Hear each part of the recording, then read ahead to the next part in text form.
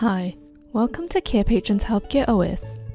In this video we will be walking through how to customize client record templates. In this video you will learn how to customize the sections, customize the fields, customize client records through the settings page.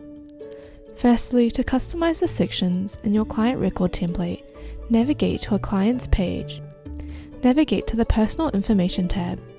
Scroll to the bottom of the page, select Add New Section, give the section a name and select Save Section. To customize the field in your client record template, navigate to the client page. Navigate to the Personal Information tab.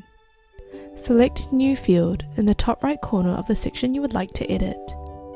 Select which field you would like. After selecting a field, name the relevant field. The section will automatically populate. Click Save Field. The field will now show on the section you added it to. You can also customize sections and fields through the Settings page. Navigate to the Settings page. Navigate to the Client Settings tab. Select Edit in the Customize Client Field section.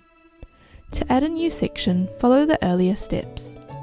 To add a new field, follow the earlier steps. You have now customized your client record.